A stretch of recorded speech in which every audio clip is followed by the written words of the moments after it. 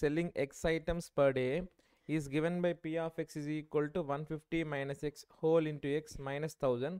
Find the number of items that the company should manufacture to get maximum profit. ఇక్కడ మనకి ఏంటంటే క్లియర్గా ఒక ఫంక్షన్ ఇచ్చాడు. We need to find number of item x such that we should get maximum profit. క్వశ్చన్లో ఎక్కడైతే మనకి maximum minimum అనే పదాలు వాడతాడో అదే మనకి ఫంక్షన్.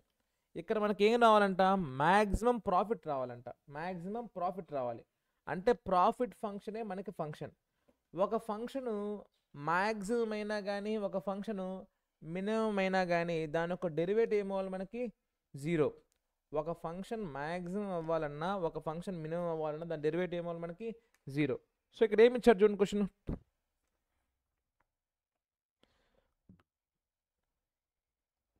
ఇక్కడ చూడండి p of x is equal to 150 into x minus 150 minus x into x minus 1000. Okay, so p of x is equal to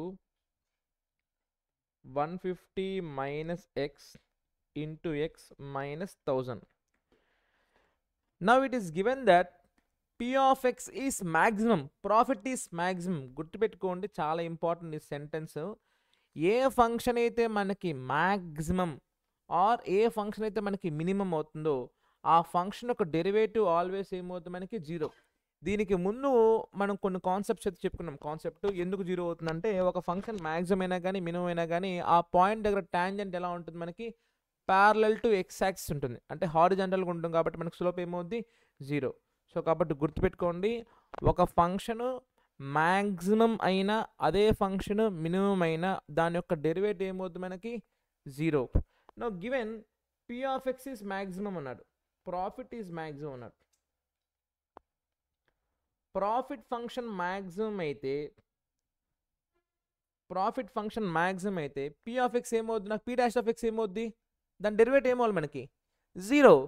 profit function maximum అయితే దాని డెరివేటివ్ ఏమవ్వాలి మనకి 0. So therefore p dash of x should be equal to 0.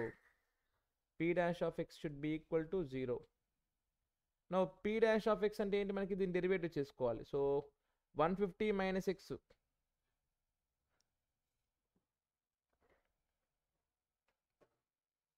x square minus 1000. So ఈ function యొక్క derivative మనకి ఏమవ్వాలి equal to 0 అవ్వాలి. అంటే 150 xని డెరివేట్ చేస్తే ఏమొస్తుంది నాకు 150, x స్క్వేర్ డెరివేట్ చేస్తే ఏమొస్తుంది నాకు 2x, 1000 డెరివేటివ్ ఏమవుతుంది నాకు is equal to 0. So 150 minus 2x is equal to 0. 150 is equal to 2x, x is equal to 150/2 అంటే x is equal to 75. Okay, so the number of items to be sold in a day, the number of items to be sold in a day to get maximum profit is equal to 75. అలా కాకుండా also find the maximum profit అని అనుకోండి, అప్పుడు దీన్ని ఏం చేయాలి, X వాల్యూని క్వశ్చన్లో పెట్టేసేయాలి. వింటున్నారా? Okay, so therefore maximum profit would be p of 75. So that would become 150 minus 75 into 75 minus 1000. So 75 into 75 square minus 1000. 75 square is 5625 minus 1000. So that would become 4625. ఎన్ని నెంబర్ ఆఫ్ ఐటమ్స్ అంటే మనకి 75. ఎంత profit అంటే ఆ వచ్చిన వేరియబుల్ని ఏం చేయాలి మనం క్వశ్చన్లో పెట్టేసుకోవాలి. ఓకే, చాలా ఇంపార్టెంట్. ఓకేనా? నెక్స్ట్ ఈ క్వశ్చన్ చూడండి, చాలా ఇంపార్టెంట్, చాలా easy. Find two positive integers whose sum is 16 and sum of whose squares is minimum. Find two positive integers whose sum is 16 and sum of whose squares is minimum. చాలా important question. ఇక్కడ రాసిన పక్కన పెట్టండి, but నేను రాసేది చూడండి, చాలా important. First of all find 2 positive integers అన్నాడు కదా, ఆ నెంబర్స్ మనకు తెలుసా తెలీదు. Let the two numbers be x, y. Let the two numbers be x, y. First sentence చూడండి, find 2 positive numbers who sum is 16. అంటే వాటి సమ్ ఎంత అంటే మనకి 16. x plus y is equal to 16. Let it be equation 1. And sum of whose squares is minimum.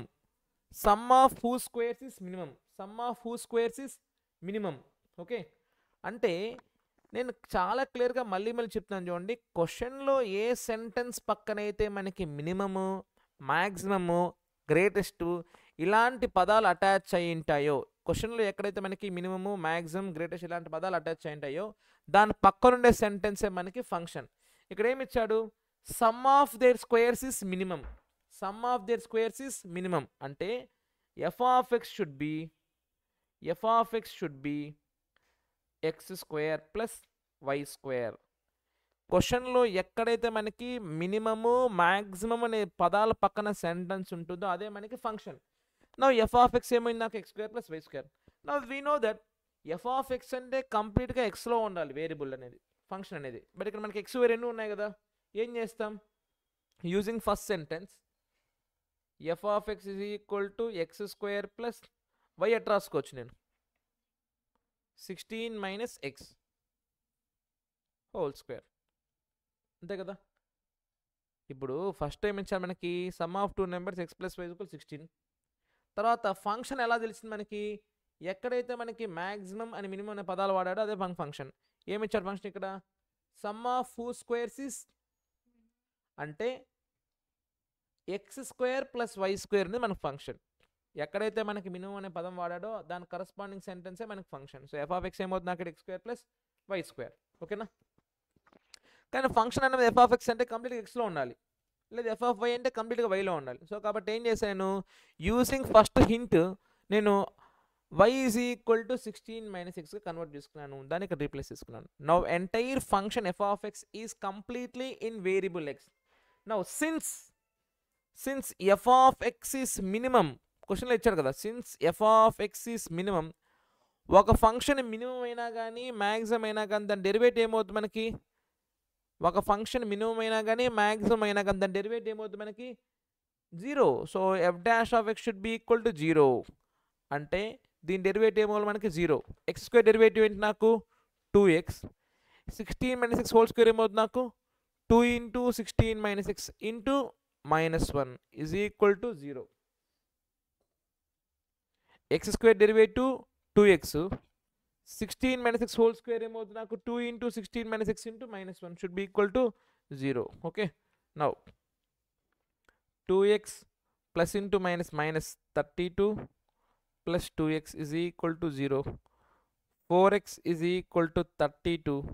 x is equal to 32 by 4 అంటే x is equal to 8. Now x value 8 అయితే ఇక్కడ పెట్టేసామంటే y value ఏమొస్తుంది నాకు, y is equal to 16 minus 8. So y is equal to 8. చాలా simple. Okay, so right,